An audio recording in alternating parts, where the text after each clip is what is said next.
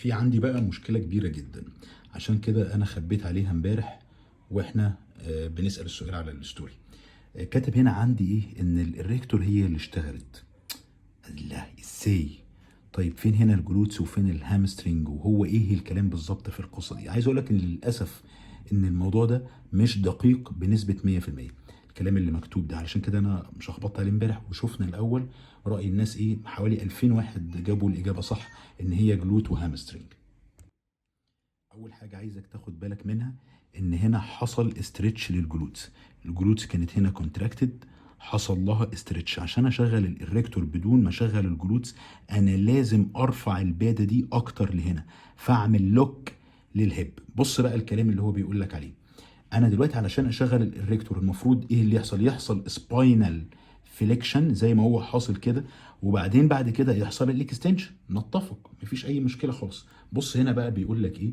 بيقول لك الهيد والنيك والسباين should remain in a neutral position throughout the movement. طيب ازاي انت عايزه يفضل طول الحركه في نيوترال بوزيشن وعايز تستهدف الاريكتور؟ كده انت بتستهدفها في وضعيه ايزومتريك طالما هي هتفضل طول الحركه في النيوترال بوزيشن. امال ايه اللي هيعمل اكستند للهيب؟ ايه اللي هيحصل له؟ بص بقى الكلام الجميل ده بيقول لك ايه. allow the hips to flex. الله ايه يا معلم؟ يعني الهب هو اللي هيفليكس؟ طيب ما هي ايه العضلات اللي رابطه في الهب عشان يحصل له فليكشن؟ وهو الجلوتس. يبقى انت ليه مش حاطط لي هنا الجلوتس يمين؟ ما تقوليش ان الجلوتس هنا عضله مساعده بس، ما هياش برايم موفر. بص بقى الحته الظريفه دي، قال لك ايه؟ كونتراكت ذا لور باك. يعني هتعمل انقباض اهو للور باك بس؟ لا، قال لك للجلوتيال اند هامسترنج ماسلز. قال لا، ما هم شغالين هم يا معلم، يعني الهامسترنج والجلوتس شغالين. ليه مش كاتبهم هنا؟ ماسلز تو اكستند ذا تورسو. ايوه. ايه العضلات المسؤوله عن الاكستنشن؟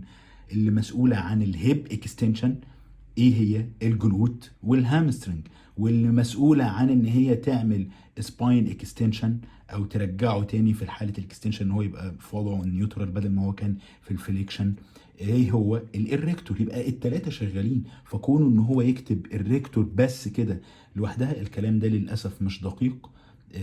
لازم تتكتب جنبها ماسلز تانية شغاله معاها كبرايم موفر كمان، مش كحاجات مساعده. فانا عايز اوصله لك يعني مش دايما الحاجات اللي تقراها عند الخواجه هي صح 100%. هنا بص بقى توضيح بسيط اهوت للجلوتس في حاله ان هي تحريكها للهب اهي. الجلوتس والهامسترنج الاتنين شغالين في الوضعيه دي، كانك بتمثل ال 45 درجه. طيب عايز اديلك شرح اكتر او مفصل. هنا انت مدي حريه للهب ان هي تتحرك. فشوف انا الجلوتس عندي بيحصل لها انقباض ويحصل لها انبساط، وبالتالي الهامسترنج ماسكه هنا طبعا علشان خاطر كده بيحصل لها انقباض وبيحصل لها انبساط. وظهرك هنا في الوضعيه النيوترال.